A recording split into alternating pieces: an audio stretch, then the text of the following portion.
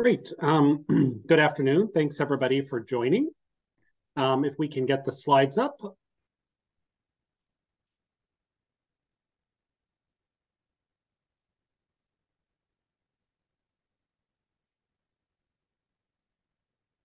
Very good.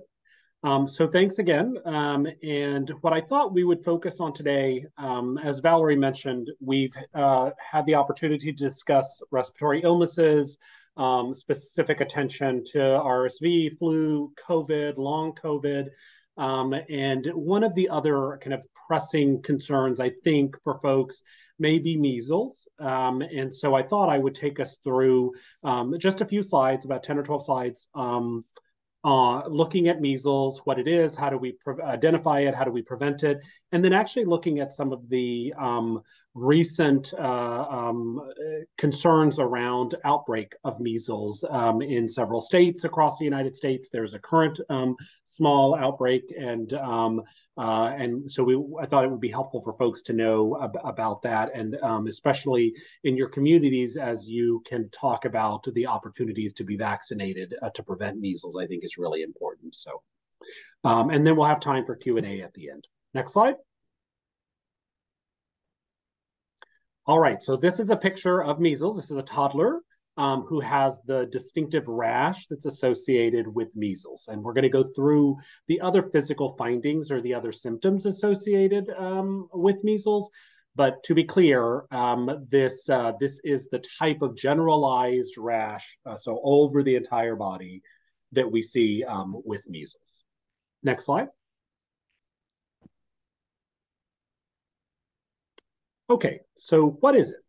So measles is an acute viral respiratory illness. So it is a virus, and it is a respiratory illness. So it gives you respiratory symptoms. So similar to what we were talking about before, kind of the cough, the cold type symptoms, similar here. But measles does have some specific and unique findings that other respiratory illnesses do not, that I thought we would touch on. So it's characterized, right? So how do you know you have measles or somebody has measles? So there's this prodrome, or before lots of other things happen, you get fever, and pretty good fever, and fever up to could be up to 105. You also have this, you have malaise, so you don't feel well, you're tired, achy. You've got, and then there's what we call the 3 C's, and that's cough, coryza, and conjunctivitis. So what that means is you've got lots of upper respiratory symptoms, and there's a lot of cough. Now that's very common. Coryza is kind of the runniness of the eyes and upper respiratory system, and conjunctivitis is the inflammation or pink eye of the eyes. So having all of those put together is what we call the 3 C's. Now, to be clear, you don't need all 3 of those to have the diagnosis of measles, but certainly that's very common to have all of them with the high fever. And then this is followed by a rash, which we'll talk about, and you saw a picture of. But there's also something in what we call an ananthem, or that means it's just a rash inside the mouth. And so there are mouth lesions that you can see, these Kuplik spots, and that is very diagnostic if you see them of measles. And providers know, to be clear, we haven't seen a lot of measles, but those of us who have know what those look like. And so that's another physical finding. And then you have this maculopapular rash. It's just the description of what the rash looks like. It's kind of a flat rash that's of varied shapes over the body. It usually appears about 14 days after, so 2 weeks after exposure. So you're exposed to measles, and then 2 weeks later you get the rash. During that time, that's when you get some of this malaise and the runny nose, the cough, and the pink eye as well, and the high fevers. It spreads typically from head to the trunk to the lower extremities, so it goes down the body. So mostly starts at the face or the head.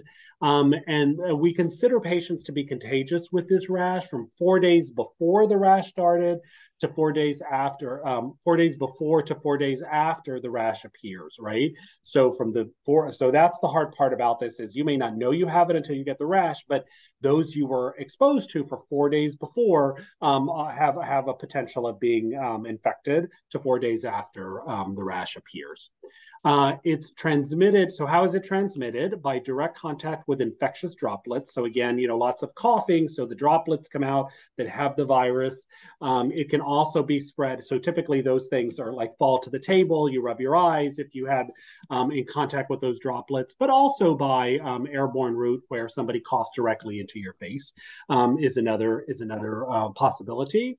And measles, the reason that it is so important to know about it is it's highly contagious. And when you think about a household, 90% of individuals within that are potentially exposed within a household will go on to develop measles.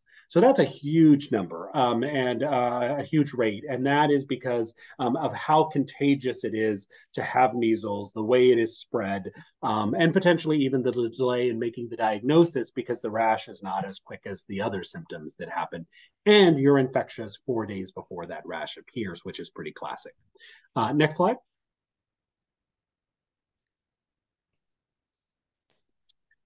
So I thought it was important to just think briefly, briefly about measles in the United States, because many of us understand that with the vaccines, measles has been driven down, and we don't see measles anymore.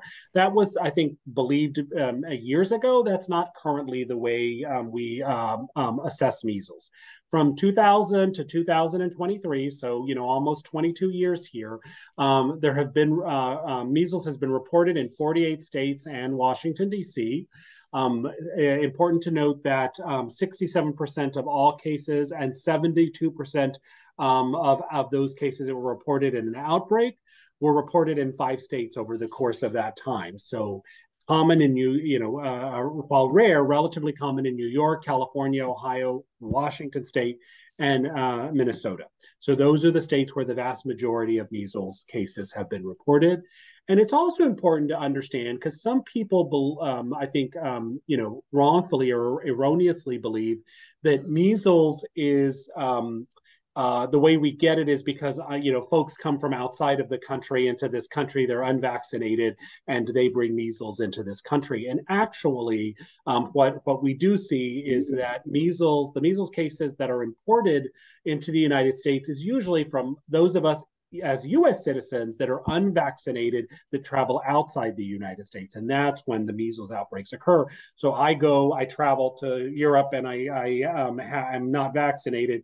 I have an exposure while I'm there because it's more common there. And then I bring that back and then expose people in the United States. So that's actually the way we get our measles in the United States.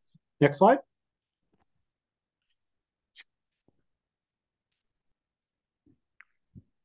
And this was talking a little bit about, kind of looking at the last 10 to 15 years of measles cases. I thought it was important to just look at when we've had the most significant number of measles outbreak. And so certainly there was some in 2011, significant number, 2013, 14, a lot in 2014, and then in 2019, a pretty big jump as well. So it is not completely eradicated. In the United States, we are seeing ongoing episodes of measles. Next slide. And I'll bring us up to 2024. So there actually is some data for the current year. And as of the end of last month, there were 9 reported cases and 4 of in 4 states. So Georgia, Missouri, New Jersey, and Pennsylvania are where the cases in this year have been reported.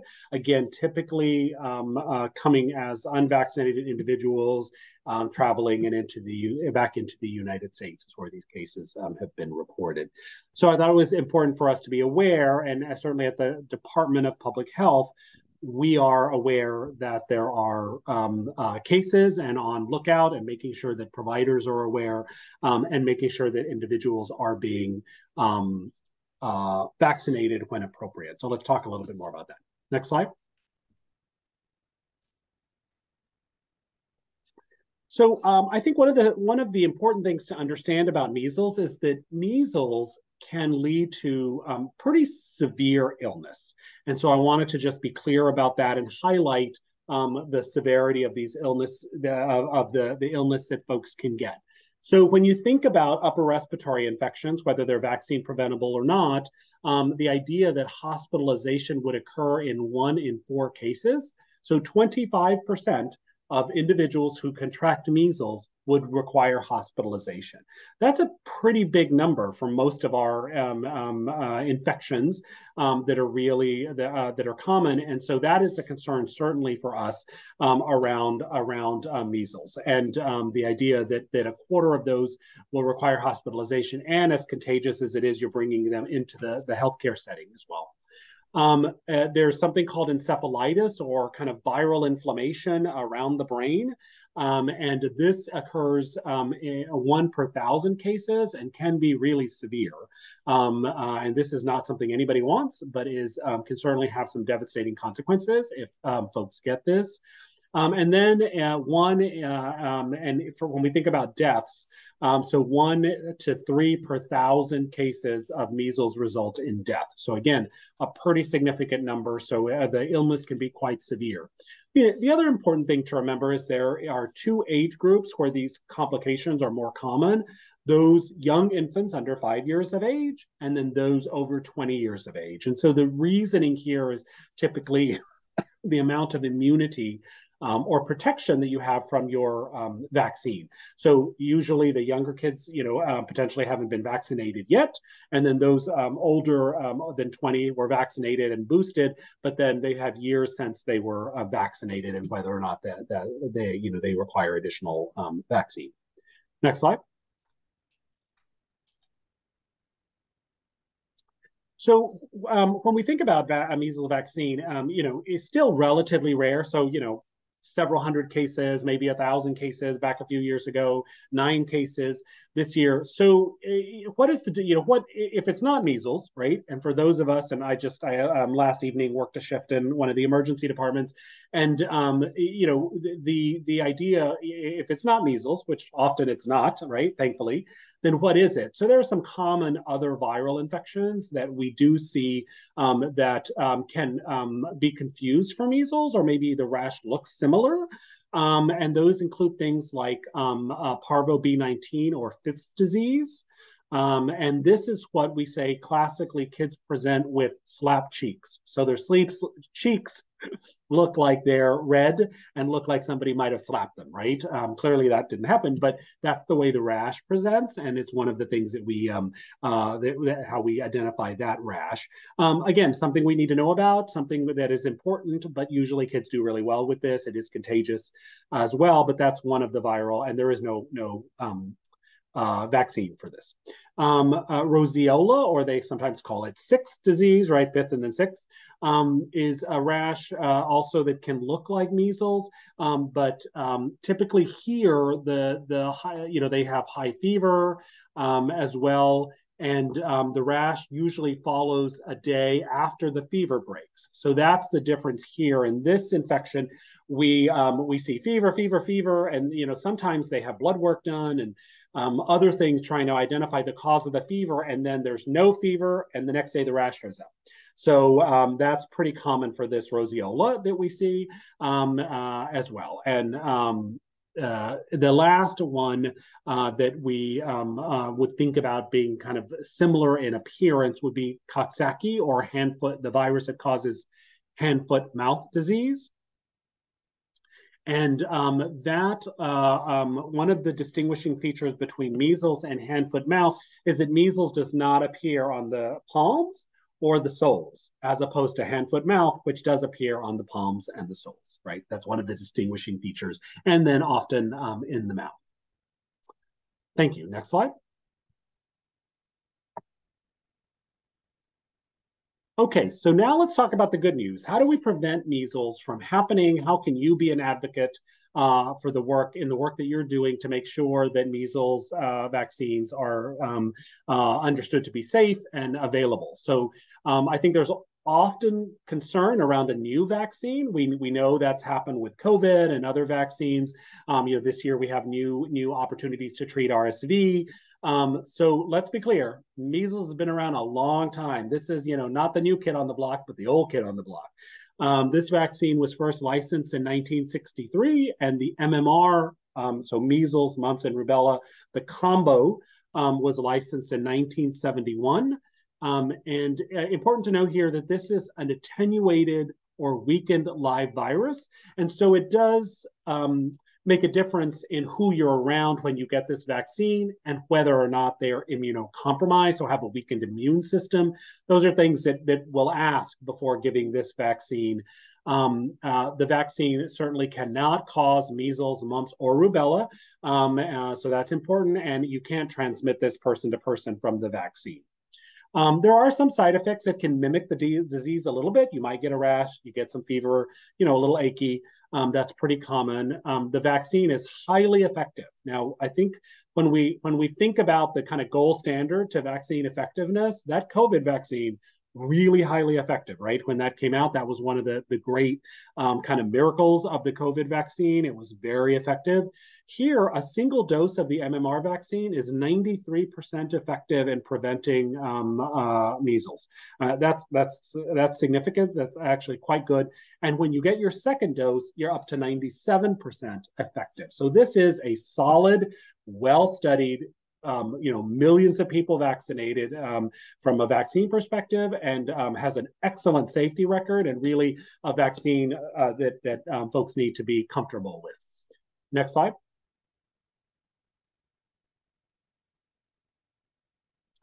So who gets MMR, right? So it's not something that we're offering to everybody all the time because it is typically based on age. So it's licensed for people 6 months and older. So we'll talk about that. So you actually could give it to somebody as young as 6 months. But the first dose is usually at that year to 15-month visit. So let me just spend a minute on kind of the vaccine schedule. And the time that you go see your provider, you take your children to the provider, or children get taken to their NP/PA or their doc.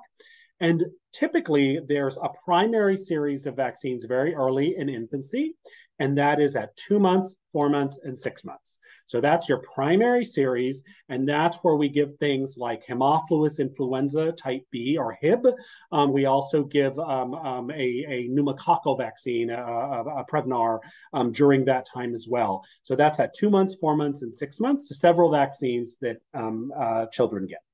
So after that, the next real time that folks are getting vaccinated is this year age typically.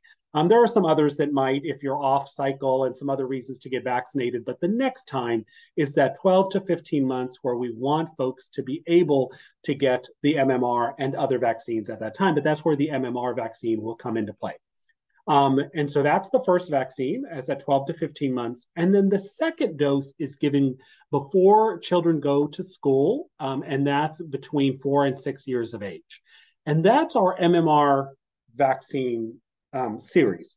2 doses at a year to 15 months, and then 4 to 6 months before you go into school.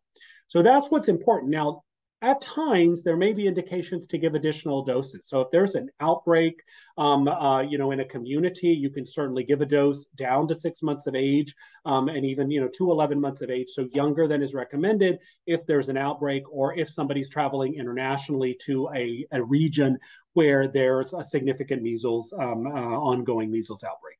So it certainly can be given, but it's not, the standard is year-ish, 4-ish, right? So those 2 times. And then you're protected. So once you get them, you're protected, and we're able to move forward. The other thing to remember is that if you do have to get us another dose, we want to make sure that they're separated by a month. And so that's also really important standard practice, so that you get the most bang for your buck from that measles vaccine, that gives your body time to have reacted to the first one before you get your second one. Next slide.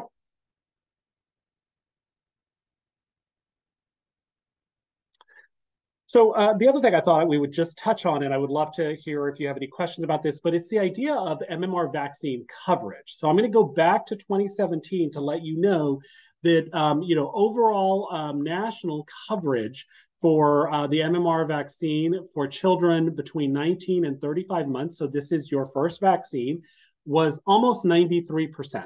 I mean, this is a huge success story, right? Back to 2017. Pediatricians are great about working with families to make sure they get vaccinated. We prefer you to stay on schedule, but there are times where people need to divide things up for reasons.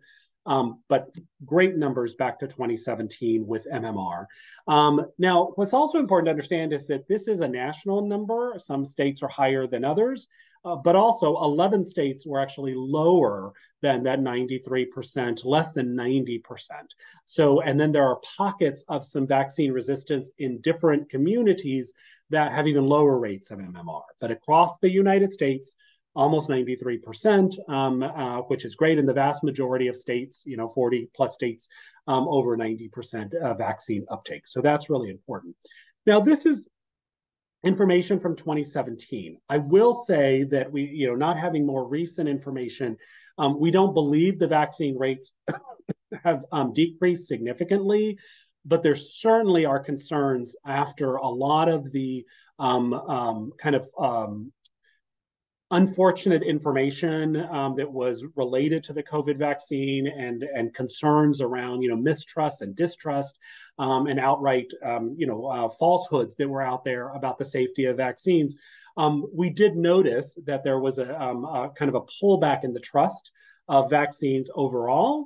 I read recently that we don't believe there's a significant decline in vaccine uptake overall, but certainly in pockets of individuals, those who are certainly vaccine hesitant or mistrusting in vaccines, those rates have certainly fallen and probably will continue until we can do more to combat that.